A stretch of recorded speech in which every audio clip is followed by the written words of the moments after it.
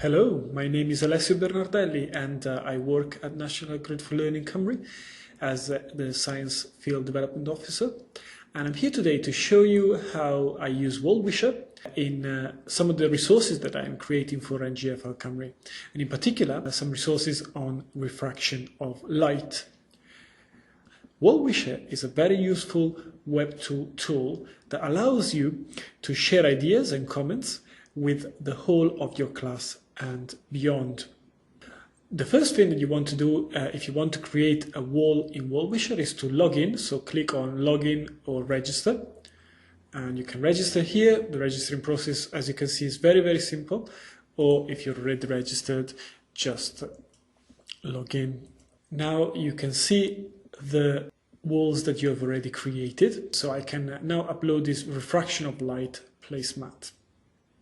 This activity is called refraction of light placemat.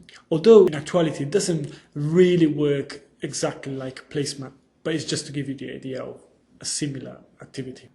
Here we've got 3 photos taken of a pencil in water. It's the same pencil, but the photos are from different angles.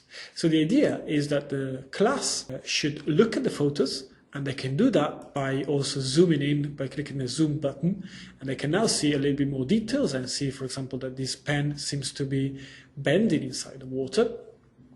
And once they've had a very good look at all the pictures, they can add their own comments and explain why they think that happens. What are the physical processes behind this phenomenon? They can then put this comment that they've created wherever they want on the screen. And if they got the URL of an image, an audio file, or a video that they found on the internet, they can put it in there and add it, just like what I've done here for uploading these images.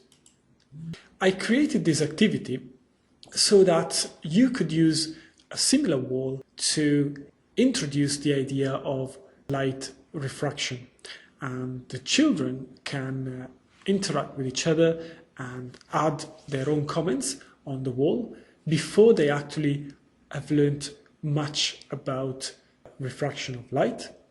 And then after a series of lessons and perhaps some of the experiments that you would do for learning refraction of light, they can go back to this wall and perhaps change their own views, change their own comments, add to them.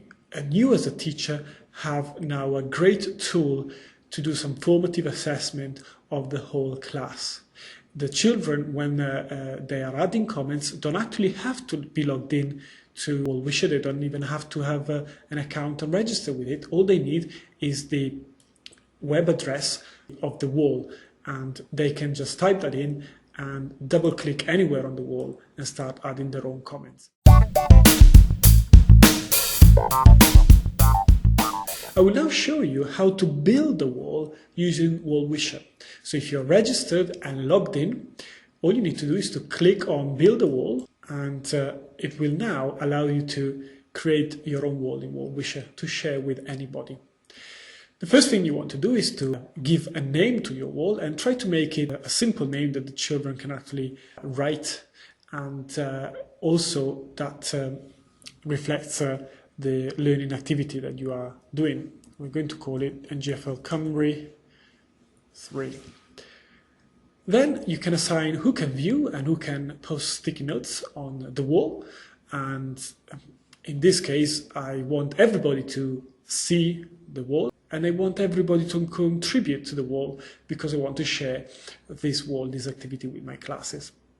This last box here is very important. You need to tick that box if you want to approve every post before it's showing up on the wall. And basically what this means is that you can edit and approve any comment from your classes before everybody else can see it. So when you're logged into Wallwisher and you've opened your wall, you have the opportunity to see all the contributions before anybody else. And you also will need to approve them if you want those contributions to be seen by others. And this is very important if you want to avoid some unpleasant situations. Here you can choose the theme for your wall, and we're going to choose this nice grassy theme. And up here you can select an image, which is the little icon that will identify your wall. You can have these default ones, or you could also choose a photo, an image from a file that you have stored in your computer. I'm going to choose this default one here and then close this little window. And now if I double click on the title, I can now edit the title, and I can also edit the subtitle. And here I normally put a question or some simple instructions on how to use the wall, like click anywhere to add your thoughts. And now you should be ready to go. If you press the done button here at the bottom right, your wall should start building, and it should redirect you to your wall that you've just created. As I said before, all you need to do now is to share this link with your classes, and they will be ready now to double click anywhere and write their comments. If you want to see the new comments that have been posted by your class, you need to refresh the page. So you need to click the refresh button every now and again to see if more contributions have been added, and you need to approve every contribution before everybody else will be able to see them. So I hope you enjoyed this quick overview of Wallwisher, and that you also liked what we have in store for you at NGfL Cymru and the way we're using Wallwisher, and have great fun sharing ideas and thoughts and comments with your classes. Goodbye from NGfL Cymru.